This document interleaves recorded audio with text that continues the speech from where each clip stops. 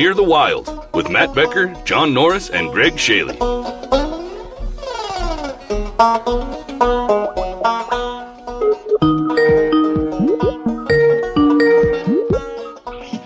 Hello? Hello, Matt Becker. Hello! How are you, Ggreg Chaille? Pretty good, pretty good. And you? I'm doing, great. John should be here, because I'm late, and it's just dialing. So if he drops in, he drops in. There you go. Yep. How are you feeling? I saw you had a bad case of the Asian flu. Are you talking about karaoke last night? That's exactly the hangover that doesn't go away. Oh my God.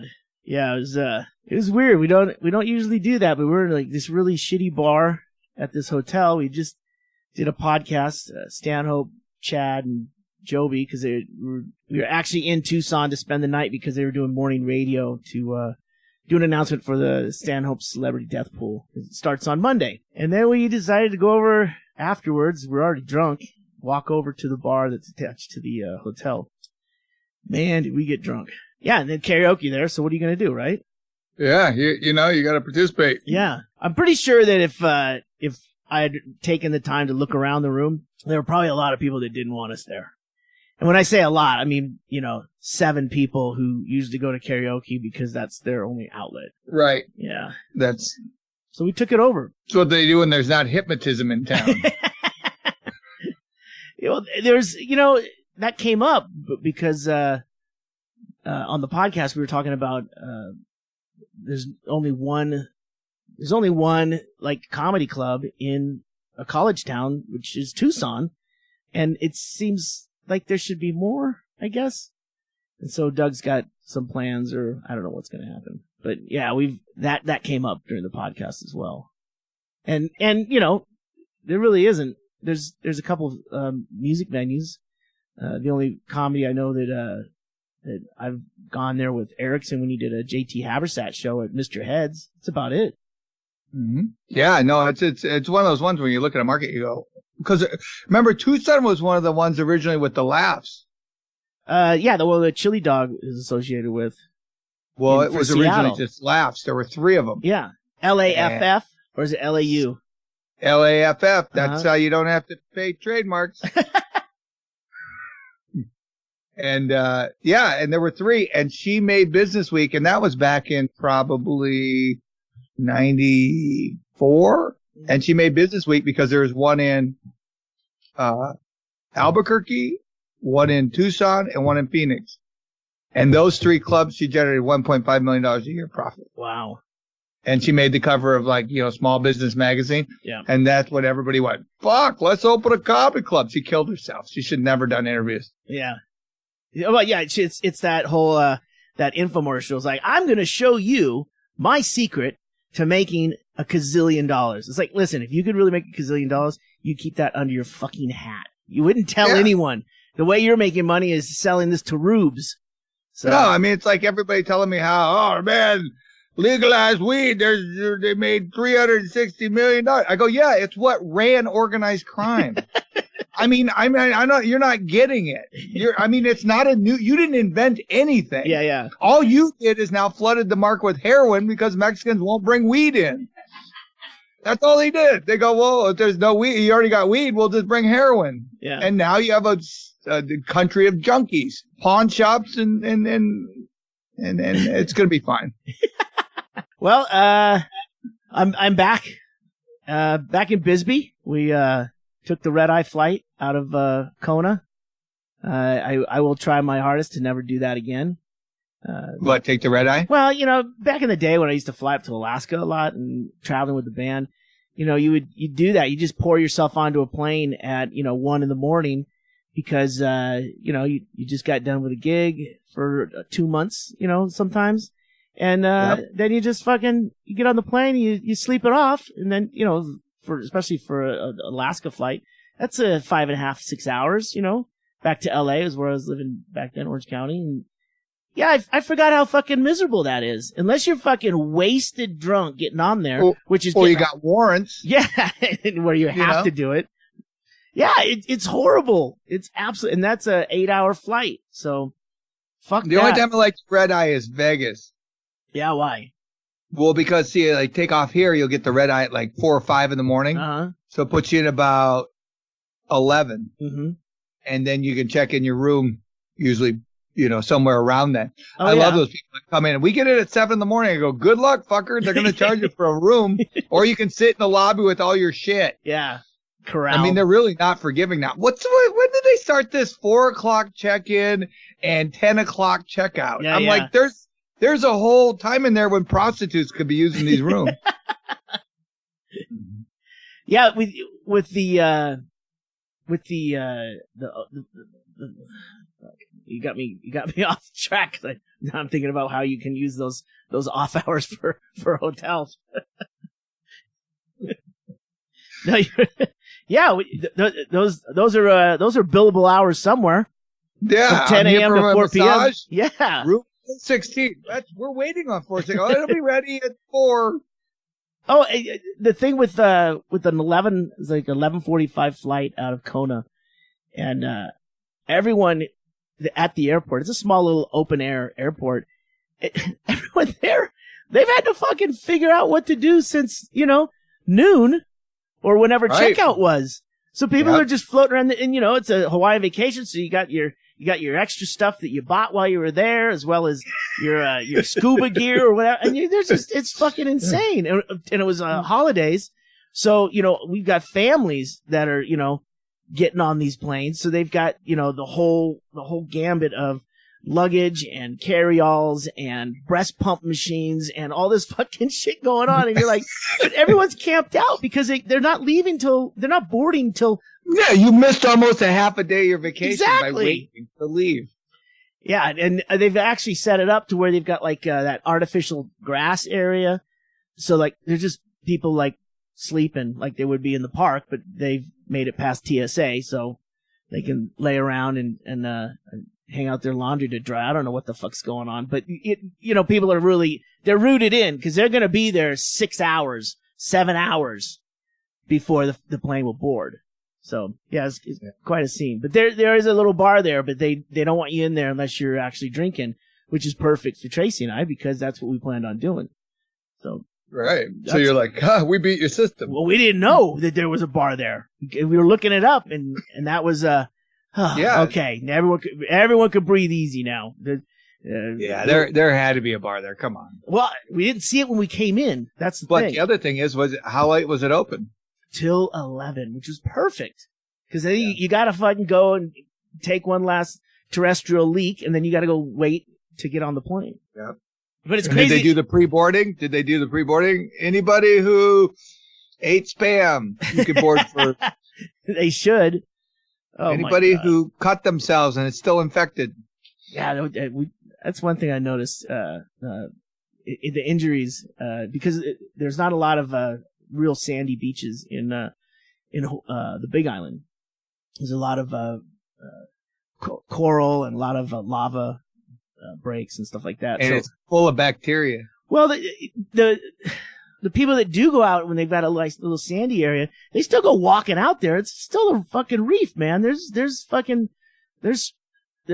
sharp, pointy things out there all over the place, man. It's so You funny. should have got like a paper bag and gone up to the most uptight looking family and go, hey, buddy, can you hold this for me for like 10 minutes? Why? Don't look in it, huh? Just tell them, you go, I forgot. I brought weed to the airport, but it's no big deal. I'll come back. I'll get it. I'll get it. It's just really good weed. I don't want to throw it out yet. Just hold it. Just hold it. Yeah, we didn't. We drank like fucking crazy. Drank a lot. Hung out by the pool. We had a private pool, and wouldn't even go to the beach for a couple days in a row. Just stay out by the pool and drink and eat a lot of food, man. See, that's the thing is sometimes I just, the beach is there and once you've been on a beach enough, it's kind of like hot air balloon, I think. It's like, you go, I get it. I've done it. I swam for a living. And, it's just not, if I'm by a pool or I can just jump in, get out. Yeah. That was always our problem in Costa Rica. Becky and I just wanted a pool to soak in, and they either want to build Taj Mahal or they go, I don't know, man. Do you don't know how to make a soaking pool? And we saw a perfect one at one of these little places. Yeah. And we want that. And they're like, oh yeah, that couldn't cost that much. It was almost the way the guy said it. He's like, I don't know how we'd overcharge you for something like that. Yeah. Well, the whole idea with a pool when you're near the beach is just to jump in and get out and hang out. I mean, I don't want to have to run all across that hot sand just to pee. Put a wading pool. That's totally it, too. Yeah. You can't tell when you're already wet. Yep. But yeah, no, that's cool. And so you probably relaxed for about 48 hours. Yeah. Out of the entire trip, you went, I think I can relax. What was that? Yeah, it took a while. Yeah. Just because we had a bunch of shit going on here. So cool place? Yeah, it was really cool. It was a VRBO. Kind of like the Airbnb, but I don't know. I don't really know the difference. I tell you, I don't know how hotels are going to survive, really. Well, that's the thing is that staying in a place where you basically you're like a homeowner for 3 weeks. I mean, you're not moving up and there's no one's knocking on the door. There's no it's you basically it's like you're living there, and that's right. The thing. You know, you got a full like size kitchen, not a kitchenette, not a hot plate, but like a full. Right. And we only ate out. I think Tracy and I, we went over to Gila for a couple days. We ate out for dinner there because we just stayed in a little cabin. But with Michael and Amy, my brother and sister-in-law, we only went out to dinner like twice, I think, in 21 days.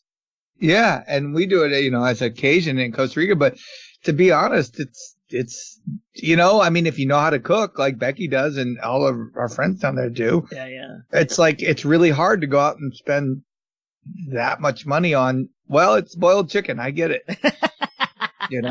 Fried fish. How'd you make it? We dropped it in a fryer. No shit. Left the head on it. That saves time. Why'd it take 40 minutes if you're going to leave the fucking head on? I did go to the store and get a fish to cook. So that's you. Like the supermarket. I know. I told Tracy, I go, man, I've always done this. I've always made things way more difficult than I need to. Just fucking go get a Filet-O-Fish or go get something that's already prepared. I get a fucking fish. I get it home and I can realize, oh, this thing is a whole fish, meaning no one's even gutted it. So now I gotta rip this thing from anus to ear cheeks, and I gotta figure out, is this gonna have bones in it? I don't even know what kind of fucking fish it was, but it was the whole fish caught in Hawaiian waters and just wrapped up in the meat section at the market. And then I felt bad. I go, well, I can't. I gotta do it now. I gotta do it now. Now I'm working. That's Jesus when you Christ. make fish jerky. Jesus. Fish jerky's good, by the way, because we ordered it by accident at a place. We were going in to get some poke, which is basically raw fish cubed, and it's got a little. There's different recipes, but it's basically sesame oil and a couple of spices here and there, and some fresh scallions, right? So we go to order that at this place that has just like poke and a couple other things, but it's like a lunch place. And I point to the thing and I go, yeah, I want to get that poke right there. And it's in a case. She holds it up. I go, oh, not that one. That one's too big. And I point down in the case again to the one that's half that size, that's actually sitting right next to where she pulled that one. And she goes, you want this? And I go, yeah. So she sold it to me, and I get it out in the car. It's not even poke. It's fucking, it's like dried tuna. Okay, and I'm like, Ggreg, I'm going to explain something. If poke goes bad, it becomes dried I know. tuna. That's the thing. Is like, when I said I want poke, and I pointed to that one, and you held it up, and it's like a quart size, and I go, no, I just want like the smaller one, like this one right here. Oh, you want this? The I would customer's assume not always right. I would assume that she would go, this isn't poke. Yeah. It's like, well, I didn't change my mind from pointing from one to the other. You did point at that, and she did get it for you. So I think transaction done. Oh, no. Yeah, she got it. And then it turns out we get out in the car and I go, motherfucker. No refund. This looks like the worst poke ever because it's completely dried. And I tasted it. Fucking delicious. It was really good. Yeah. Could come back and then she gives you a poke and you're like, no, the other stuff. You just add your own oil. So it's good. And I would do, it's dried, I can't remember what they call it, ahu or something. But yeah, dried ahi. It was very good. So, yeah, Great. a little serendipity there. It all worked out. Hey, did you get that box that or the things No, that were... you sent it to John, and John's a hoarder. Well, I didn't know where to send it for you because I didn't know what was going to be happening. So, but he was supposed to, no, I'm going to wait because I want to open, I got a couple things that I put in there and some for you, some for John. And I'm thinking John might have had a cheat day and ate everything. Well, if he smells like spam, then yeah, he did. He's very hard to get a hold of what he's hiding. Yeah, I know I had to change the time today because I had the Asian flu in Tucson last night. But, yeah, I thought for sure he'd pop in here. They got the new Skype out. There's a new, and I downloaded it and installed it. And it was all sorts of funky yesterday. It doesn't show you if you're online. It didn't. Dots used to tell me, and I was like going, "Oh, they got rid of that. That wasn't convenient at all." Yeah, and now I'm trying to figure out how to get John on the call without hanging up on you, because if I dial him again, he might be there. But it's not very intuitive. So yeah, there's a learning curve. Yeah. I think you can buy Bitcoin with it though now, so it's kind of neat. They're improving it so much that I'm going to look for another product. Someone told me on, I think they tweeted me or emailed me that there's a thing called Zoom. It's another thing like Skype, but it's a conferencing, and maybe I'll play with that. Maybe we'll jump into that a little bit. Maybe we'll just say free isn't worth it. No, Zoom has a same thing as Skype. If you want to do multiple connections or something like that, I think there's a price plan. But I think there's a way to just do a one-on-one call like we're doing here. So right. I don't know. We'll see. Oh, I do have a new an email address for the podcast. It's nearthewildpodcast@gmail. So nice. That Gmail thing's really coming. Yeah, I think that Google company's going to make it. I think they're going to be all right. And that Amazon is pretty good.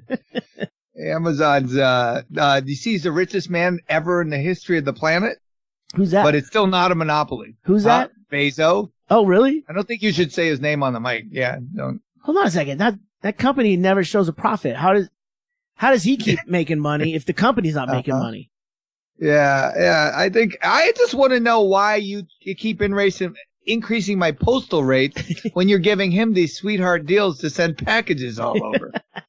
I'm going to go you know what? You should do that with the Doug Stanhope, gift merchandise. What's that? You should go to, the post office and say, I would like the same deal you give Amazon, and then take them to small claims court and go, no, it doesn't matter. And they go, well, they bring us more volume because they're a monopoly. Yeah. Much like the post office. Yeah, I got to start doing my taxes. I got to figure out what we spend on postage. It's pretty astronomical. Yeah. Yeah. I mean, but they don't give me a break, you know? No. Well, I'm a gentleman. They give China. Do you know they give Alibaba a huge break in which they can send it here for like $11 from Beijing? You can get it right to like Ohio. And I go, what? And they go, yeah, but they have to use their stamps. And that's when I got my lights years back. Oh. It came with these packages covered in Chinese stamps, which I thought was what I ordered. Ooh, that one's upside down. If there is anything rare, like you'd have to go so far back in China to go to an antique store and they got stuff from the 12th century and you're like, it's all right. You know, you're gonna see though, I mean, you living up in Alaska, we've talked about this on a couple of podcasts, that your rates are higher for all that stuff. You could still do stuff, priority U.S. Post Office, but, you get kind of fucked for Amazon. There's stuff they just won't send up there. And, when you get down here to Bisbee, you're going to see that you do a lot of online shopping being in Bisbee. Yeah, no, I mean, I have no problem with not leaving the house. I mean, 2 days ago, I needed more boxes for the books, for Doug and Bingo's books that we're selling. And, I'm like, I don't want to use Uline anymore because it turns out she's like super uber, Republican. And they keep sending me these fucking catalogs a Uline catalog is it's bigger than the phone book for Bisbee and Warren and all that. It is. And sometimes they send me 2 in the same day. I get them, and it's a Uline catalog, which I never use the catalog. I just throw it away, and I've tried to get them to stop sending me it. And then I found this whole thing that's just super fucking right wing, and I go, that's it. I'm not using Uline anymore. But that's what you say at night when you've had a couple of drinks, and then you need to find a specific box for a specific book, and you find out that sing at karaoke like that. Elmer Fudd. Hey, can I get a sneeze guard over here? This guy's singing. So I go to try to find these book boxes, and it's tough. But I ended up finding it on Amazon, so I don't have to use Uline anymore. And I do object to them sending these catalogs. They're a huge waste of money. I mean, can you get yourself on a do not mail list? I guess you can. I tried to contact them. Can you return it to sender? No, just write return to sender on it. No, because they have that stamp on there that says "Do not return to sender." Oh, it's a Hedberg joke. Here, you throw it away. Is basically what it is. But it weighs a lot, and it's like this is all figuring into how much it fucking costs to buy stuff, because you're paying for that as a customer. You're paying for that promotion, and it's such a wanton waste of fucking paper, because you have that booklet. And it's good for the year, or maybe 2 times a year you could get one if you wanted to. I've never, ever bought anything out of it. I just do it online. Everything's there. Yeah. I mean, why would you keep doing, I mean, you'd have to really look at your numbers and go, are we getting that much back from the catalog for that cost? Unless there's some scam with that too. So then Staples is in Sierra Vista, which is 30 minutes from here. And you're going to see this. You're going to weigh this, Becker, when you're living in Bisbee. You're going to go, do I drive 35 minutes into Sierra Vista and then 35 minutes back to get what I need? Or do I just find it online and it'll be here in 2 days, and I don't have to move from where I'm at right now? I can go do something else 5 minutes after I do this. And so I go, and then I do find the book boxes at Staples, free delivery, and it got here in less than 48 hours. Yeah. And that's I hate to say it, but that's the wave of the future. I did see, while you're still up in Anchorage, because I know you're taking off to Costa Rica soon, then we got to talk about that, but they're closing Sam's Club up in Anchorage. Well, here's the deal. They're closing Sears too. The Sears and you know this, it's called the Sears Mall. It has been forever. Sears has been in hard times, but every time there was a round of cuts, they always said, well, you're actually profitable, so we won't cut you. Mm-hmm. And this time they cut us because the city's no longer profitable. Yeah. And so they cut Sears. And then right after that, with no warning, and you tell me this is, if you want to talk about like the Marines or the Air Force or the Army, corporations are probably the most equipped military we have right now. They are. How so? Look at how they did this, unrolling this. They put out, Walmart puts out, we're giving $1,000 bonus and we're raising our wages to $11 an hour at 8:45 in the morning. I checked on this. Yeah. That's when they did the press release. Everyone covered it. Walmart's raising their price. Not to mention that the prices were raised because Target already announced they were raising their prices, or their employee pay. But they give the $1,000 bonus. What they failed to mention was, that only goes if you've been there 20 years and didn't receive the pay raise. So you'd have to be 190, which we have a lady up here, 94. She's a little old black lady that works at Walmart, and she's 94, and they're telling her, oh yeah. And they did the whole story, and she's getting $1,000 bonus, and she's getting a raise. And he goes, 94-year-old woman works at Walmart. But that's not the whole story. Yeah. The whole story is she's just lonely and she doesn't like cats. Anyway, so they're acting like it's a feel-good story. But then realize she doesn't even qualify for the raise. The 93-year-old. The $1,000, yeah. It's $1,000. So she doesn't even get it. And she's 94. I mean, if she was in a box, they wouldn't give it to her. I mean, it's just crazy. So anyway, so that's that part. But then they released that they're going to close. And when you read it, and go back and look, it says they're closing 12 Sam's Clubs across the country. Yeah. No, Greg, they're not. They're closing 68 Sam's Clubs across. Jesus. All of them in Arizona, all of them in Alaska, all of them. The 12 are going to be remodeled or redone, something, distributed. Anyway, they're going to do something else with it, but still under their moniker. Probably storage centers where 2 guys and a robot will work there. Oh, distribution centers like Amazon does. Yeah. Well, that's it. They're just keeping the building. That's it. Yeah. But they're all shuttered. And they just like up here, 2 stores in Anchorage and 1 in Fairbanks gone. And here's the deal.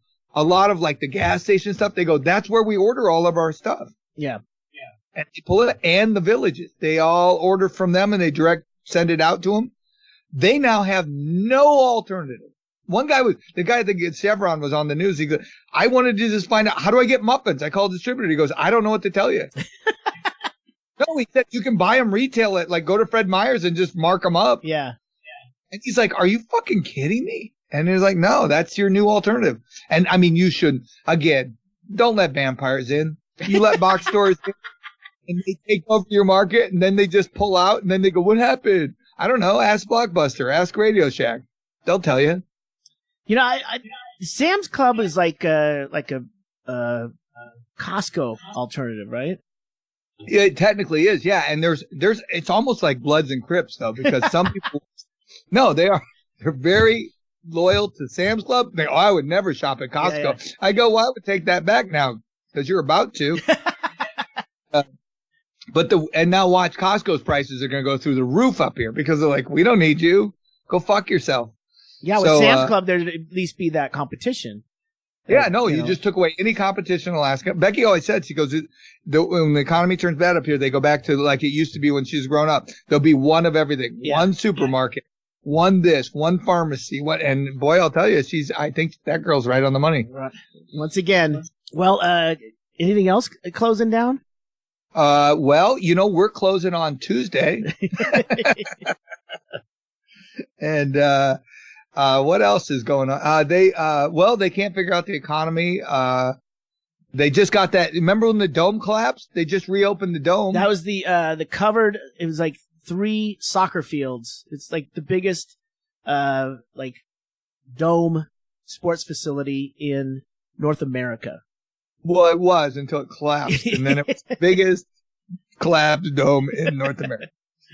But they had to get private funding, and it was funny because the article says the new manager, because the other one didn't clean snow off the roof. Yeah.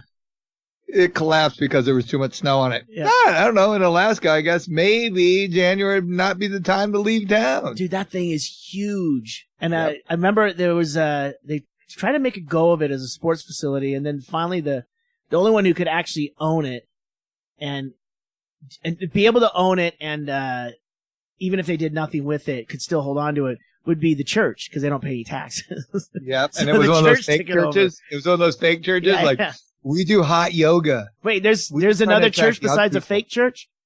Yeah. But this one's really fake. This one, I think it's iLife or something. It's something. Oh, yeah. It comes with a sports watch. Yeah. You get a pair of trainers, cross trainers. They do it like a gym membership for God. And, it deducts it out of your account every month for God. Two things you'll never go to. Church services and the gym. Let's just roll them all together. I assume most of our congregation's watching online today. Otherwise, there'd be more here today. But so I don't know. The world's changing really quick, and I think it's a good thing. I think there's no reason the stock market couldn't break 8 billion or something. I don't know. There's not. I mean, because really, if you look at America, we're doing good. I mean, we got. Well, that was the thing when Sears closed up here. This is the part that Becky and I laughed at. Because they said, well, Sears announced that they're going to reestablish the people at another Sears in Anchorage. They weren't going to lose their jobs. Most were part-time anyway. Like they decredited their own employment. They went, most of these people were part-time. Some were even seasonal. So it's not a big loss. So just back up, people. And, so he turns around and says, oh, don't worry, they'll get jobs at one of the other Sears. That was the only Sears we had. Isn't there another one out by the base? No. No? No. There was an automotive center, which is closing before the store does. Okay. But yeah, and that was Becky goes, there's only one fucking Sears. And so these people are going to be shipped over to the other Sears in Seattle. And hopefully at $7 an hour, they can do this trip. Yeah. And it's funny that was what the manager probably told them. It was like, look, we're going to make this right. We're going to transfer you to another location here in Anchorage, another Sears. And they believed him. Not even checking. It's like, oh, wow, yeah, if that's good, I'll just finish my shift and go home. That's fine. Not even realizing there's no other fucking Sears.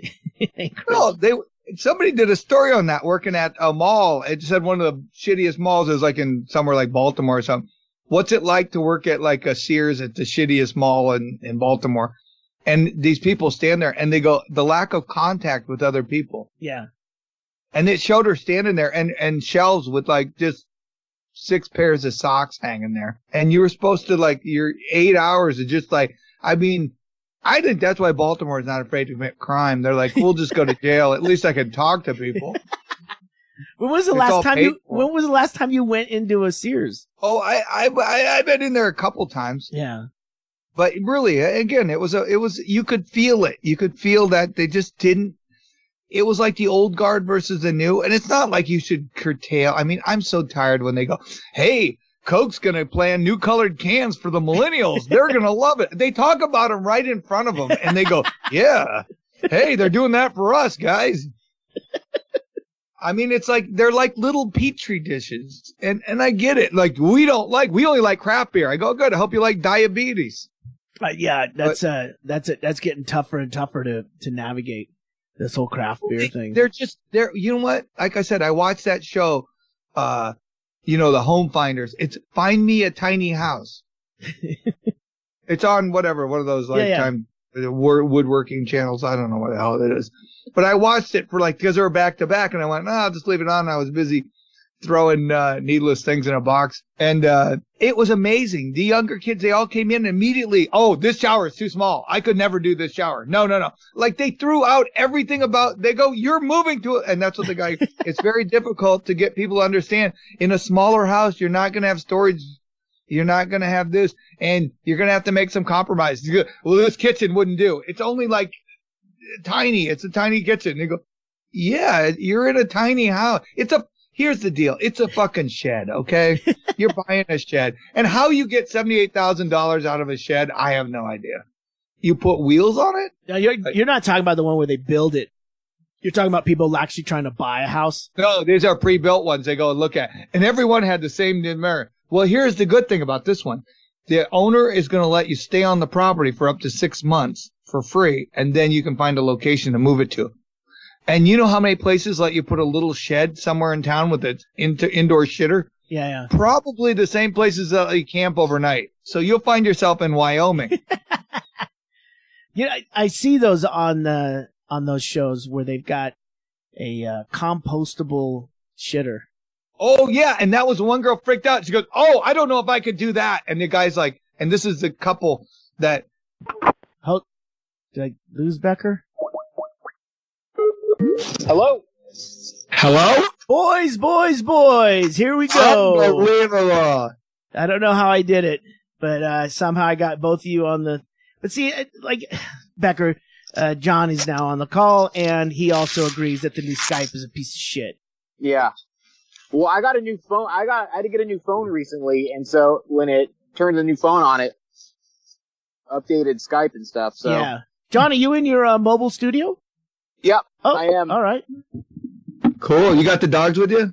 No, I should keep loud dogs in my car at all times. Or just a recording, maybe? I have a recording of them barking. I can play it. Put it on a loop. That's how I sleep when I'm out of town. Just like the real thing.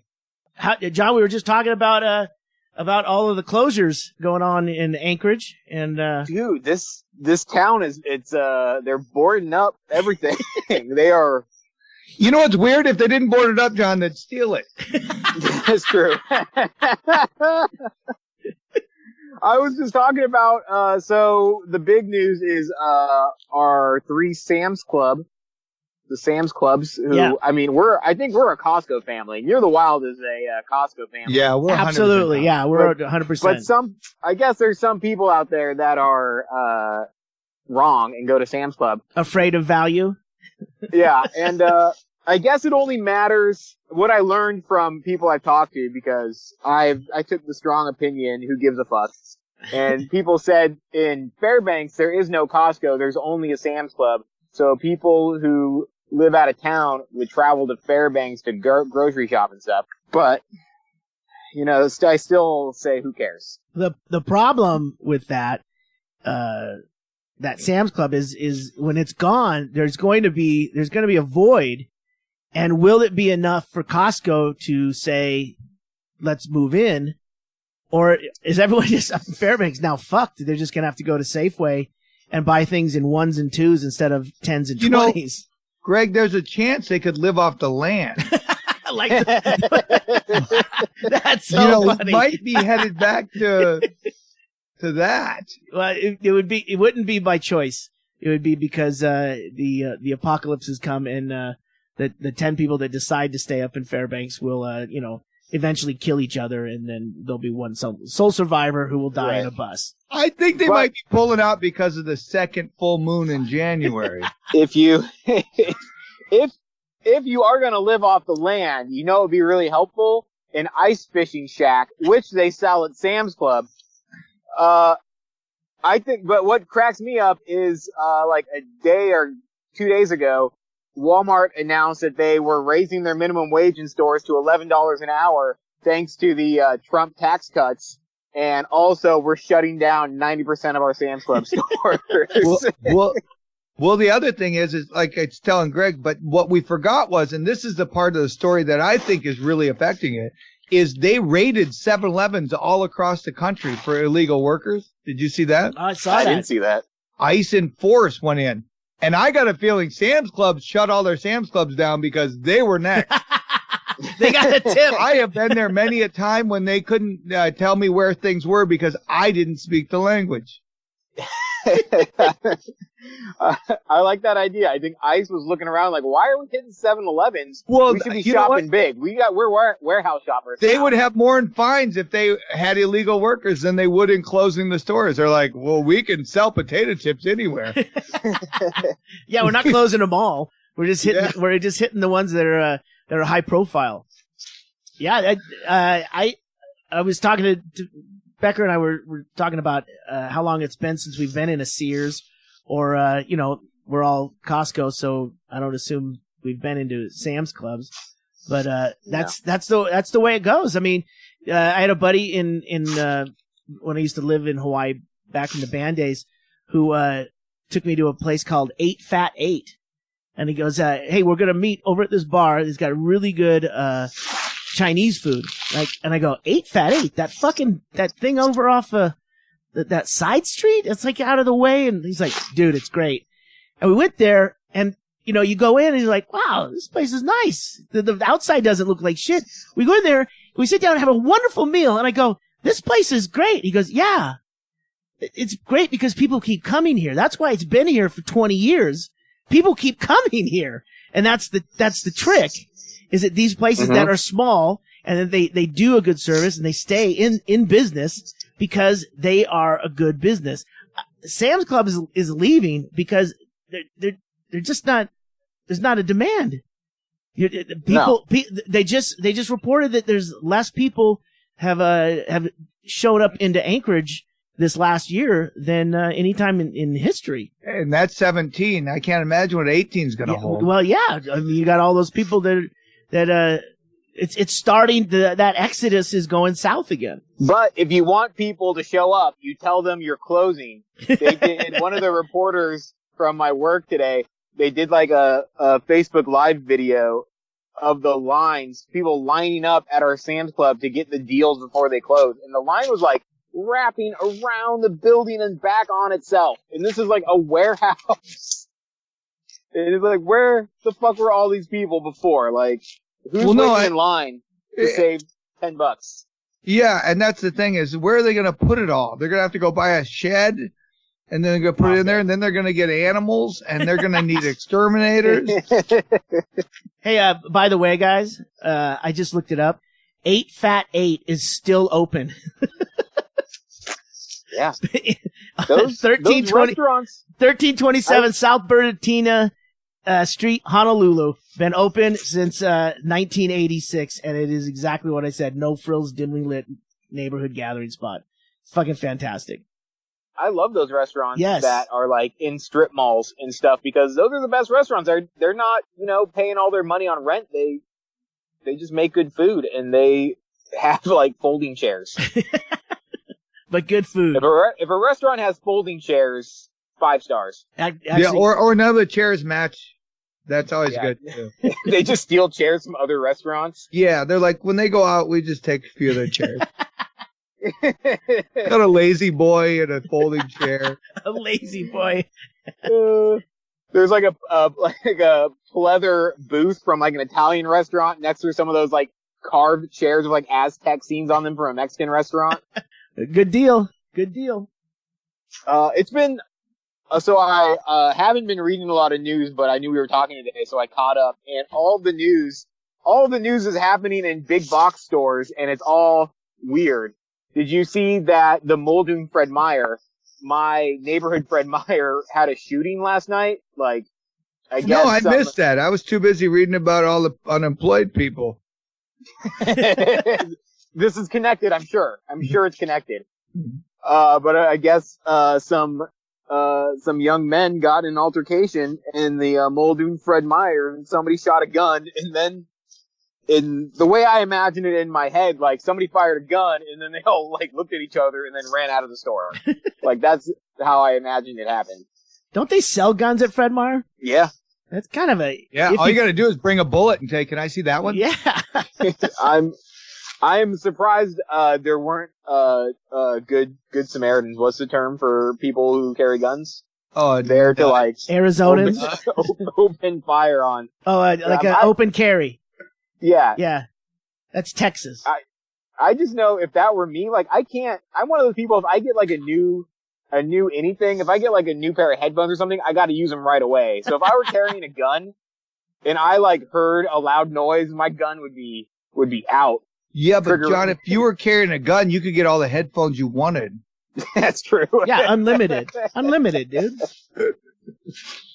We have a cop who comes by here in Bisbee, Officer Bob Friendly, and we were talking to him one time about a shooting, like an incident where something happens at a workplace or like in a public place, and he goes, man, it would be over before you know it. He goes, you wouldn't know what to do. You just gotta hope, if you hit the deck, that's all you do. Because there's nothing that you would be prepared to do. It's not like in the movies or anything like that. It is one of those things where then I thought about it. It's like, yeah, he's exactly right. You'd go, huh? Did the car backfire? And then, you just hope he's not pointing in your direction. Cause as you're looking around to see, if someone dropped a book on the ground or a briefcase like Mr. Brady in court and made a really loud sound, plug, you're gone. Hit the deck. Well, Greg, that's why you have to train yourself to just shoot first and figure it out later. You got to just start firing. Yeah, I remember one time in the very early days in Los Angeles, we were in some little McDonald's somewhere, and McDonald's has those great straws where you can do a tracheotomy with them. Yeah, they're real thick turbos. Yeah. And I did that where you spin it up and then pop it. Yeah, and it popped and it made a noise and half the restaurant ducked their heads and I went, oh fuck. And it was hysterically funny at the time. Now I'm sure I get return fire. Oh, those are the stripe straws, the vertical stripe, and they're thicker. And then what you're talking about, Becker, which is I can't find straws to do this anymore, but you pinch with each hand, pinch the open ends, and then you roll it around your finger successively until you've like created this pressure pocket, and then you have someone flick it with their finger, and it's just enough to make it pop, and it is a loud crack. Good quality straw, you get a really good crack. With these biodegradable fucking pieces of shit they're giving us now, well, you can't get it. You shouldn't use straws anymore anyway. It's not worth it. Saving the planet's not worth it if you can't make a loud popping sound. Hey, one straw isn't gonna make a difference. I can't, but I gotta check out a McDonald's straw action because I've tried to do that at other lesser quality straw purveyors, and it's just I've never gotten them to pop. That's a thing, John. See, you kids don't understand. We didn't have Nintendos. We didn't have our twirly mustaches to care for. We had to come up with games on our own. Straws, right, Becker? Straws. I mean, you use every part of the restaurant. I mean, it was amazing. And I saw a guy who kind of ripped off my idea. Was the kid who fills up the Kentucky Fried Chicken bucket with soda? Yeah. Yeah. Because in the early days, that's what I do. We'd stop at truck stops and Doug started laughing because I wanted iced coffee. And if you put ice in their fucking coffee cup, they charge you at that time, whatever, 69 cents. And I go, well, it's half ice. I want the medium. Yeah. You're charging me full price.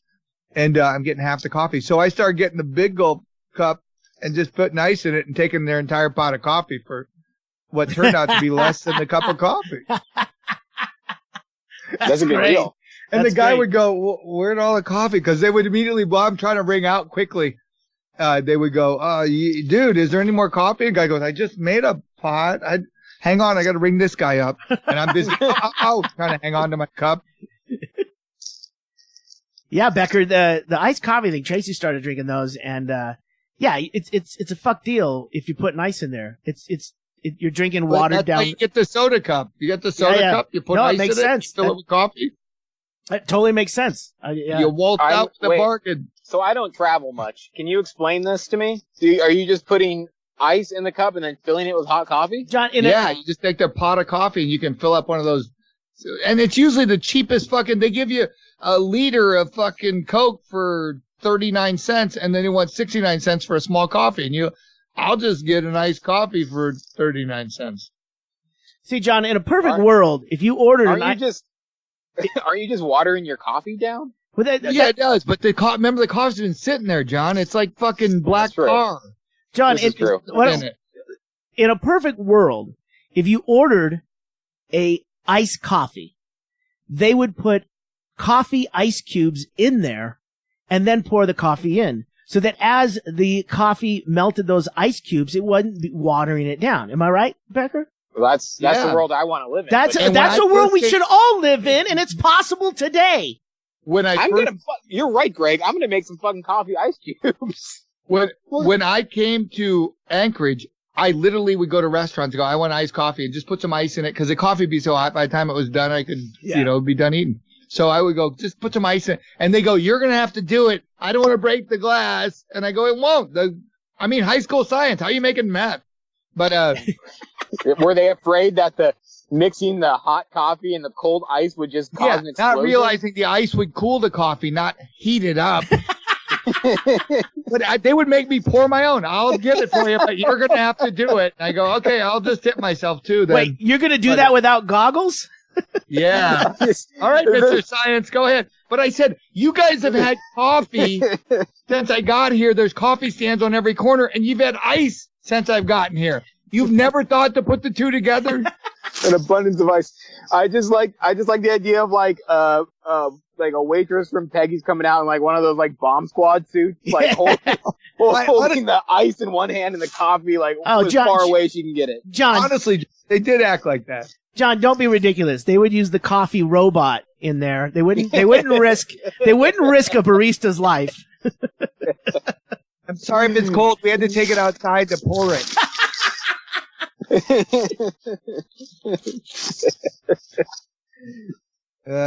It's amazing. But yeah, so yeah, things are interesting in town. It's today was the day, the classic day on Alder Street when the city comes and removes all the snow off the sides of our hills and where they've shoved it in our narrow streets. Yeah.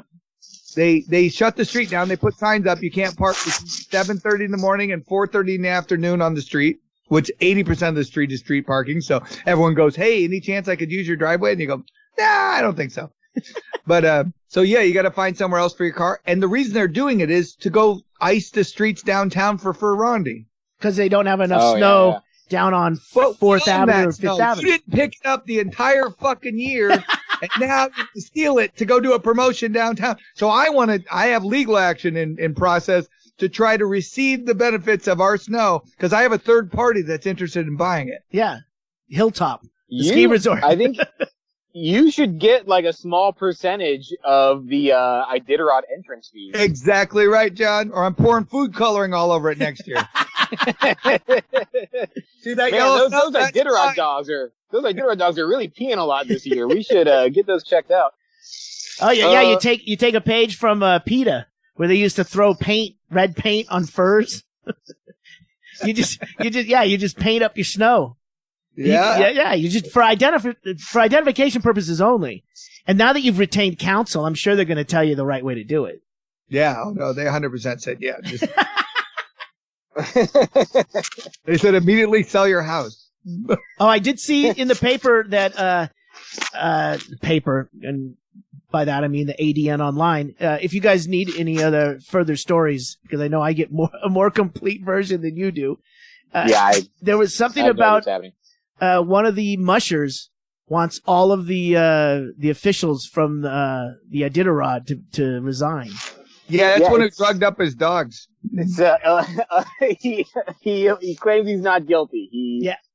He's a winner. His dogs were drugged somehow. It's Dallas Seavey, the reigning Iditarod champion, whose dogs were on painkillers after the race. Sure. And it's I have a friend who is big into mushing, and he was saying it just doesn't make any sense for Dallas Seavey to give his own dogs these painkiller drugs, because they're not performance enhancing drugs. And to give the dogs the drugs at the end when they're sure to be drug tested wouldn't make any sense. So you're saying there's a conspiracy here? So yes, the mushing community believes there is a conspiracy afoot where his dogs were roofied by a third party. No, I don't know if it's a conspiracy against all the mushers. I think it would just be Dallas Seavey and his friend. I would say there's probably somebody who's like, fuck this Dallas Seavey guy. Yeah. Well, I think it might be Dallas Seavey's friend is willing to back him up because he lives on Dallas Seavey's couch. Well, I mean, let's follow the money here. What's the advantage to, giving his dogs painkillers so that they turn up dirty on the drug test? No, I don't think they test them as well as they thought. They didn't test them for years, Greg. But hold on a second.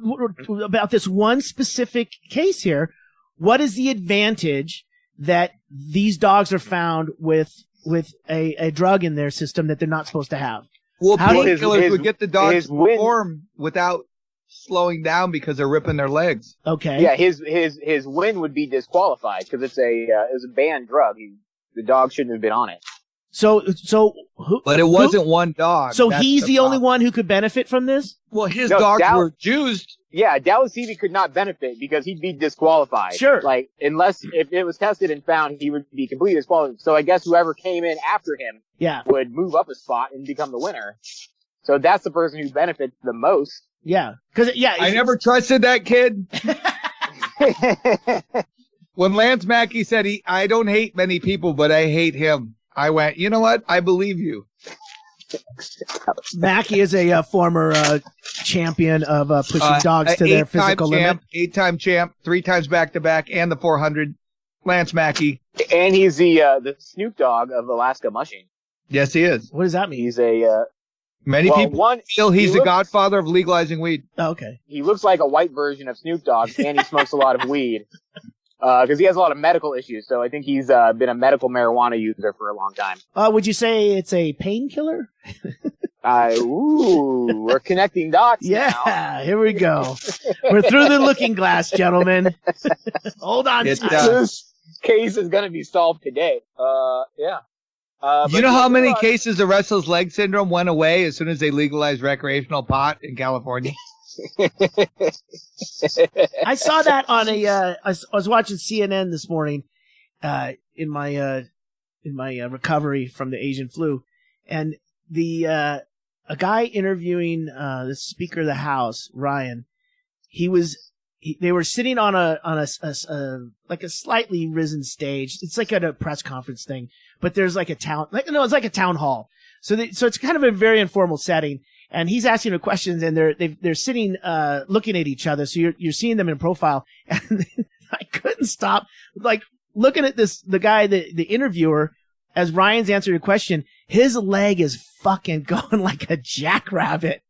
And it's like, you can't stop looking, but it's that restless leg thing where he's like, got that nervous energy. And it's like, there's no one to like hit him with a stick. Like, hey, you're doing it again, Jim. Gotta stop. In poker, it's called bluffing. What's it called? It's called bluffing in poker. It's like, it's a bit of a tell, sir. Maybe he had to pee. Like, maybe because if I have to pee, I like twitch my legs. So I don't think about it. So maybe it was like, he was like, I should have peed before this started. All right, we're settling in for a 2-hour interview. Here we go. Yeah, I don't know what it was, but it was really weird. Like I could hear Ryan continue to lie on or make things up on a microphone, but I just could not stop looking at this guy's knee going a mile a minute like a fucking jackrabbit. It was funny. Well, you know what was funny with that interview too is that's the one where he said, he was rebutting to Trump's statement. The shithole thing. Yeah. And I have to admit, in full disclosure, I've said many a time Haiti is a shithole, But the thing is he was, and he said, I have an African doctor friend who's a great person. Great citizen. Yeah. And it was really weird. It was almost like he said, I have black friends. Yeah. It's like, I know black people. Thing I've ever heard. Yeah. Well, then you must be okay. Yeah. He totally condemned it and walked it back with his own story of how his family came over and, conquered the natives or whatever. I just kept looking at that fucking leg. Out of him. I've decided in 2018 I'm only getting my news from Breitbart, which is the Brett Erickson ran publication. Oh, it's so good. Is he still doing that? And yeah, and his story today was residents of shithole Indiana pleased to hear Trump finally giving them recognition.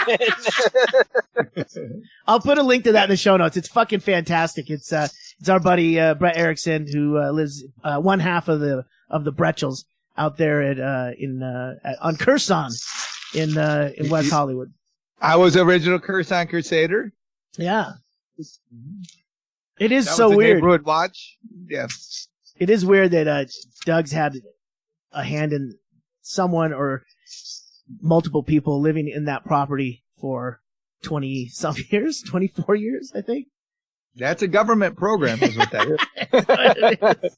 It's a strong referral program. You have to know somebody to get in. No, somebody had to literally die before you could get in. Mm-hmm. I remember there was an 80-some-year-old dancer lady. She was originally a vaudeville dancer, and she lived there, and it was under rent control, and they can only raise it 20% when they die. And her rent was like $3.20. $3.20. So there was, yeah. But the thing was everyone was just hovering over it, going, "Has anyone seen Evelyn today? Has anyone seen Evelyn?" Like they're waiting for her to die. Everybody listening to her old stories about Buster Keaton's dick. Yeah. Tell us again.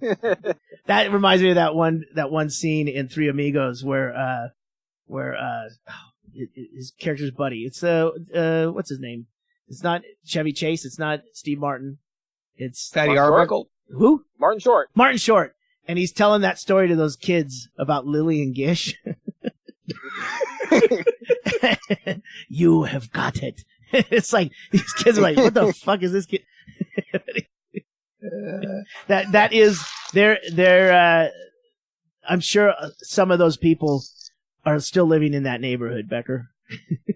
Some of those old vaudeville people.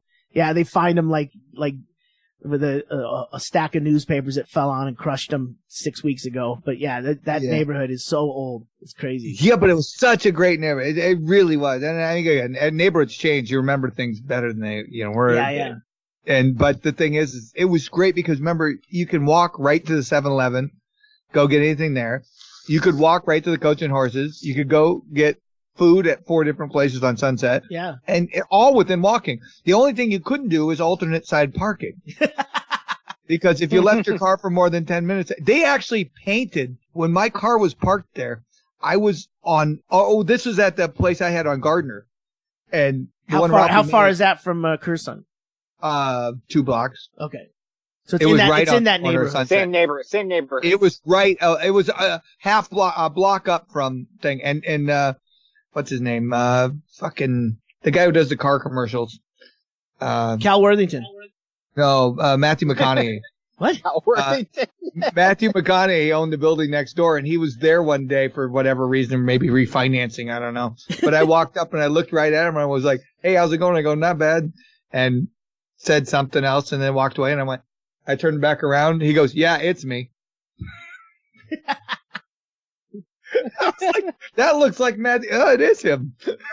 What year was this? This is going to be 98? Wow. 90, no, wait, maybe 95? I don't know. I feel like in the 90s, Matthew McConaughey, that's pretty cocky for a 90s Matthew McConaughey to be like, yeah, it's me, because he's been in like one movie anybody would have seen by then. Like Half-Baked? No, he was a star. He was a star. Dazed and Confused. I feel like, right. Yeah. Because I feel like he didn't become like the Matthew McConaughey. I think it's funny that you call him the car commercial guy. Cause he's I do now because he makes more money from doing a car commercial than he does in movies. By the way, my first answer, I stand by it. When someone says car commercial guy in Southern California, it's fucking Cal Worthington. He's dead and he's still on commercials. He's in Alaska. He's in Arizona. Arizona's the one. Do you remember his California commercial was the greatest? That was one of the funniest ones ever. He said, remember our lots, come on down to San Diego, Cal Worthington. He goes, our lot's so big, the car's in the back of Arizona license plates. My dad used to say that guy's the biggest crook because he was, and he kept moving around because he had to. He'd get blocked out of an area because the city caught up with him. But he was in Anchorage. Anchorage, he was a hardcore in Anchorage. Oh yeah. But he came into Coots one night. He buried more military kids than the war did. Cal Worthington came into Coots one night, and Henry, did he have like a baby bear cub with him? No, he didn't. But I did get a picture of Henry Phillips and Patrick Keane, who were the comics at Coots that weekend, and Cal Worthington there. And I'm like, that is one of the fucking coolest things to just see that guy. That he's actually a real person. Cause I'd grown up, Becker, you must have been enough time in LA that you saw all those commercials, right? Yeah. They ran all the time.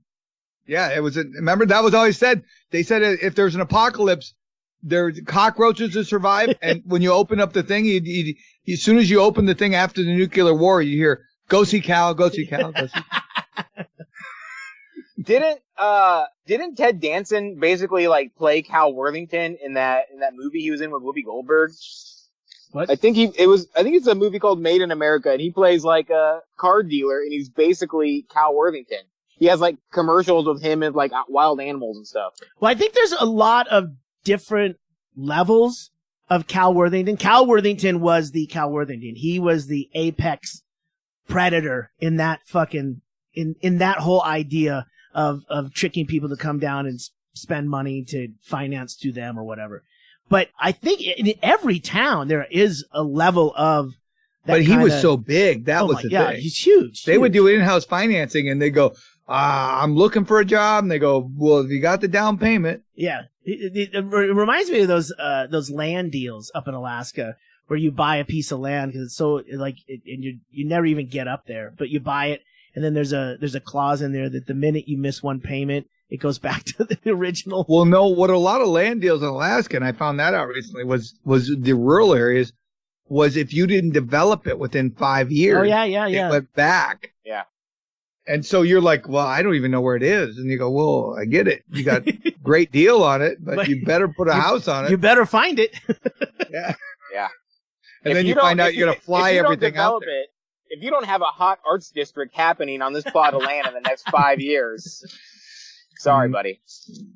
Fresh coffee. So, to switch gears here, I just saw the movie Get Out. Oh yeah. Fucking fantastic. Right. I forgot to write it down when you told me, John, and then it showed up here because Doug gets Academy Award like consideration discs, and man, that's a good movie. That's a fucking good movie. And I'm not a huge what is it? Something in Peele. The Key and Peele. Key and Peele. I'm not a huge fan. I don't really watch that show on TV or something like that. But that movie was well written, man, and well done. Good actors. Good cat. Just the whole thing was so good. So what's it about?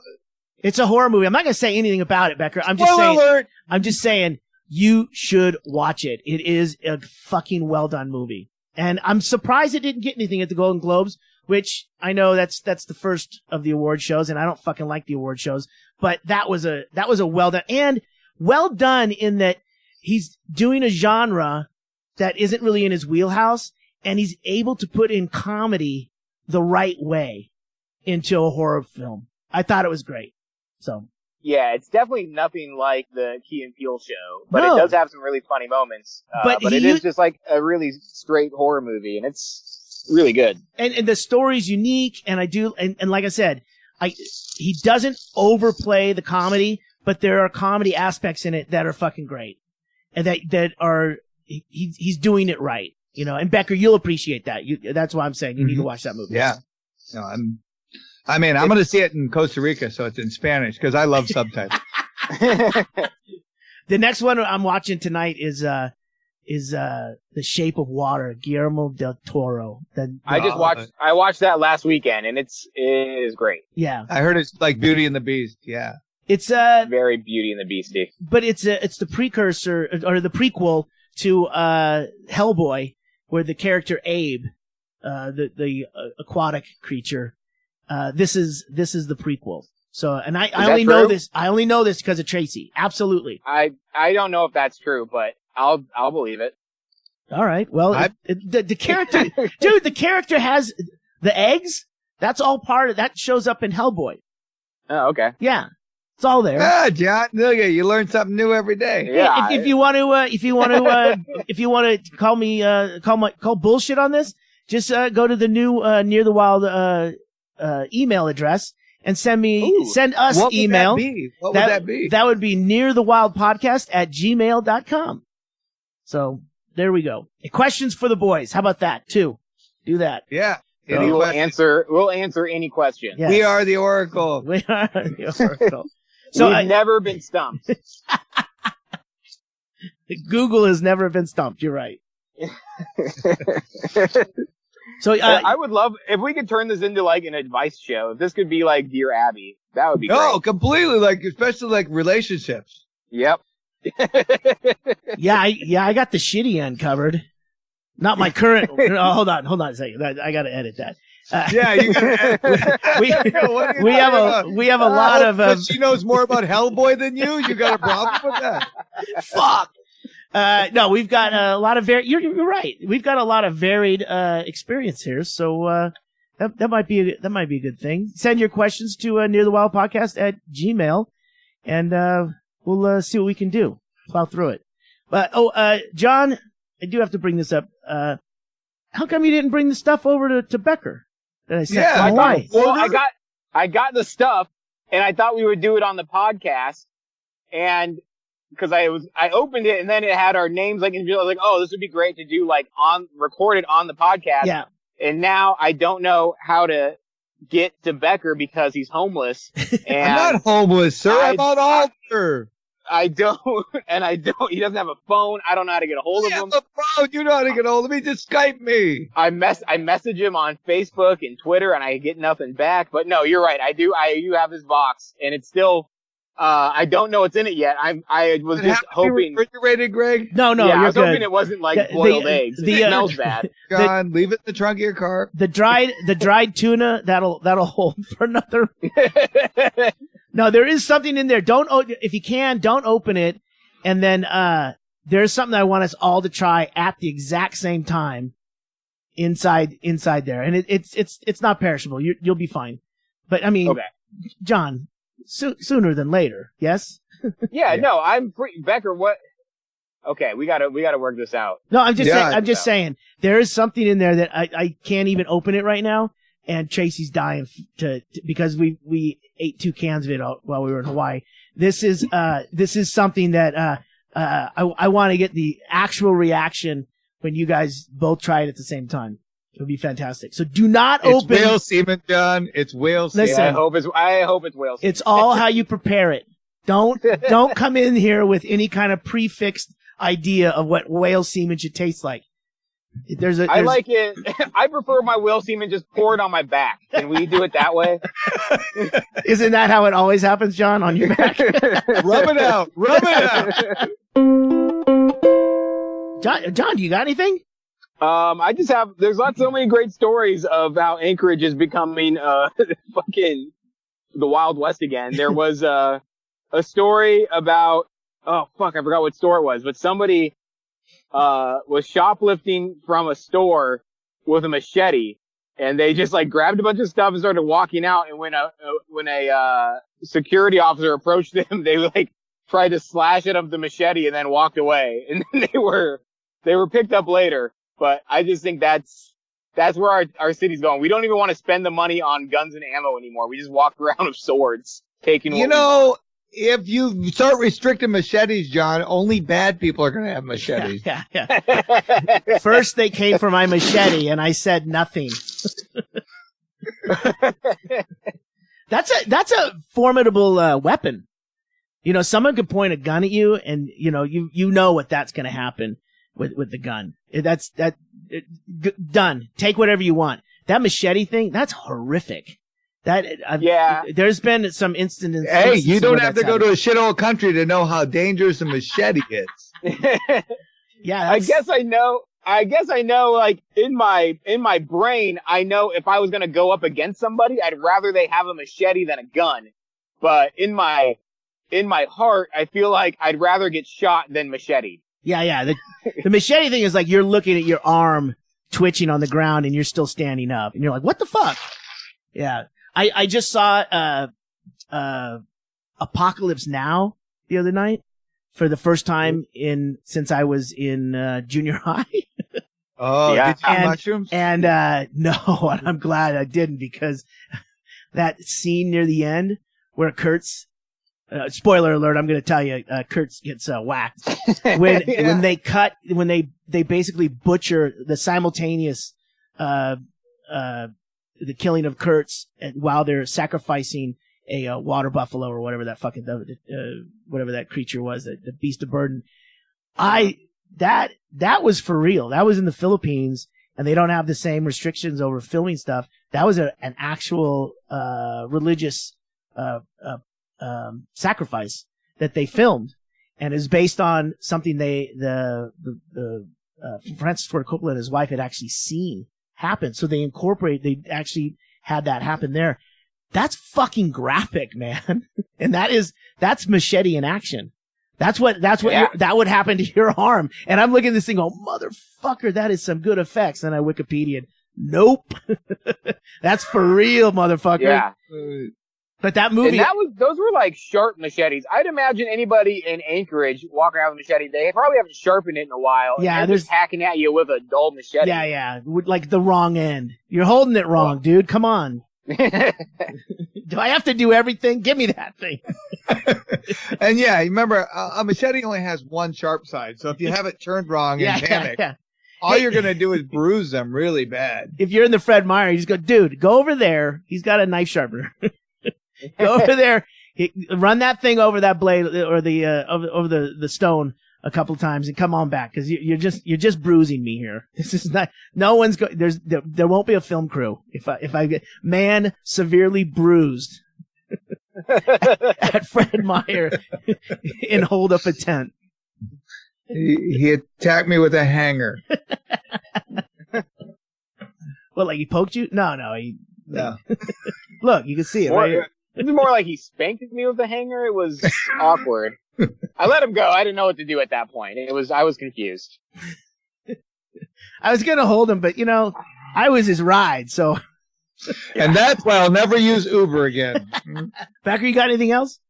Other than the fact that we're kicking off for Ronde, the playoffs look like they're going to be exciting. Who am I?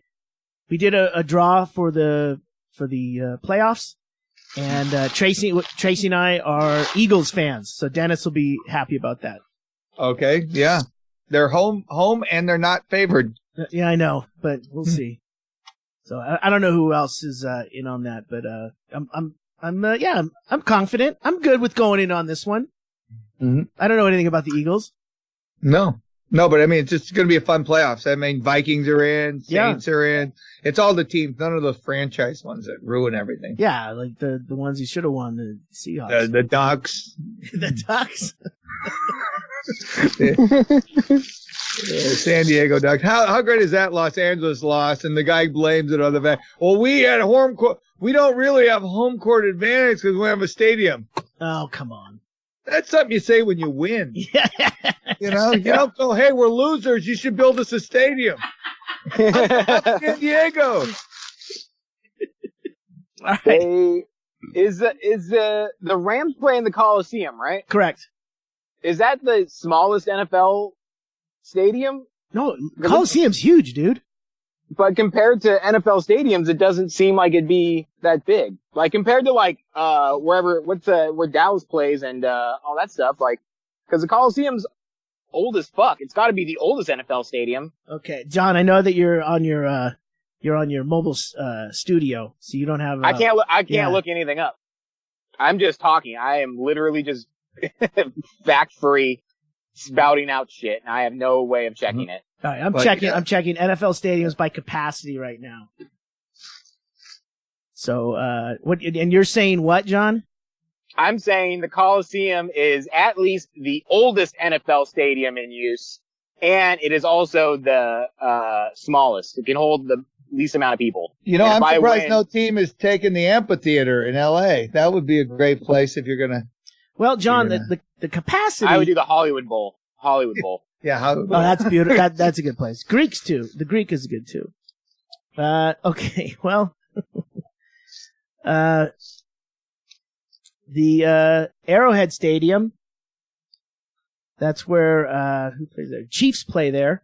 That's 76,000. The AT&T Stadium. That's Dallas. That's one you were talking about. That's 80. Yeah. That's 80,000, John. Okay. FedEx Field in Landover, Maryland, which is the Washington Redskins. That's 82,000. 82,000. MetLife. I don't know if I'm going to be right or wrong. I have no idea where this is. MetLife Stadium is the home of the New York Giants and the New York Jets, and that's 82.5. That's a lot, John. 82.5. The Coliseum. How close do you think they got this year? The LA Coliseum, 93,607 is the capacity. Wow. That's weird. Yeah. I guess I've only been I've been to a USC game and they play in the Coliseum. Yeah. And it seemed. Oh yeah, they do. You're right. I guess it seemed big, but when I got in there, I was like, it doesn't seem that big. I guess you know what? I guess I was in a place that was holding like 1/6 of the entire population of the state I live in, but it didn't seem that large. Oh, it's smaller now, John. Pretty soon you're going to be able to fit all of Alaska into the Coliseum soon. I just sent you the picture of the Coliseum so you can get an idea. Yeah, they battled with perception issues for the LA franchise this year because they weren't getting a lot of people showing up. So the crowds aren't 93,000, nowhere near.